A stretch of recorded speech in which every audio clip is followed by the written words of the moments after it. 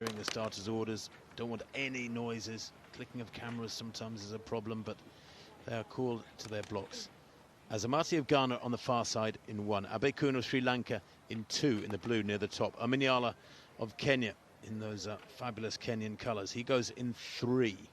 Simbine, the defending champion, goes in lane 4 for South Africa. In 5, Emmanuel Eseme of Cameroon. In 6, Mitchell Blake of England. In 7, Wales' Azu. And Rohan Browning of Australia nearest the camera. Set.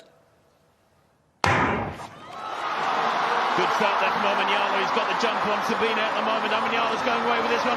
He will not be caught. This is justice for the man who couldn't do himself justice in Eugene. He takes the goal for Kenya. 10-0-2 into a slight headwind, minus 0.9.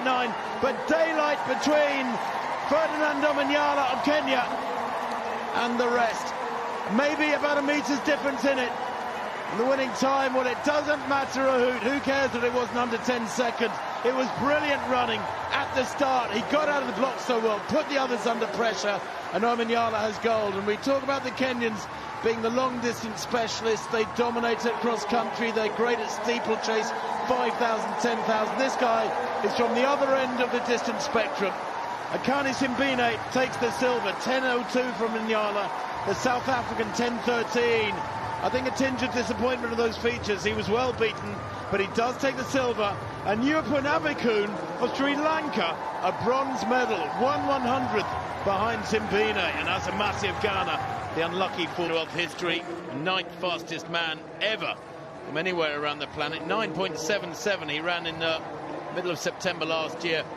And there was never any doubt about it. He led from the very first stride. Simbine tightening up there with the pressure of trying to get back. That's more than a metre lead. Great running on the near side from Browning, who just got out-dipped. It was so tight. You look at the place times, I'm telling you, from 2nd place down to 6th place, just 7/100ths of a second. I mean, that is a very, very tight finish indeed. I thought it looked there 20 metres out, like Browning was going to get a medal.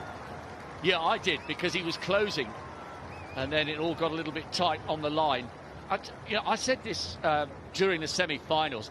He looks like he's built like a boxer rather than a sprinter. His upper body is absolutely massive. And just like Julius Yego, who became a world champion for Kenya in the javelin, Omanyala is showing that the Kenyans don't just win medals when it comes to the steeplechase, the 1500, the 8, the 5 and the 10. He is a history maker and a record breaker for the proud East African nation. And I wonder how many more Kenyans will want to get into sprinting after seeing what Omanyala has done here in Birmingham and around the World's Diamond League circuit over the last couple of years. That was superb. Wasn't it just?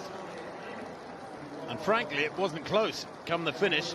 10.02 to 10.13. That's a metre and more, the speed they're moving at.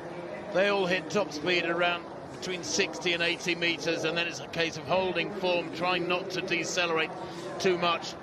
But Omanyala, he is tight there over the last 20 metres, but that was partly because he was smiling so widely, I think, when he knew the gold was in the bag. Abekun second to right. What a run from him.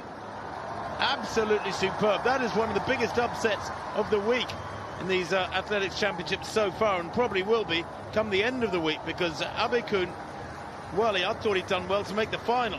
To actually get amongst the medals is, as you said quite rightly, Rob, there it is, Omanyala, 10.02 to Simbine's 10.13. Gold for Kenya ahead of South Africa.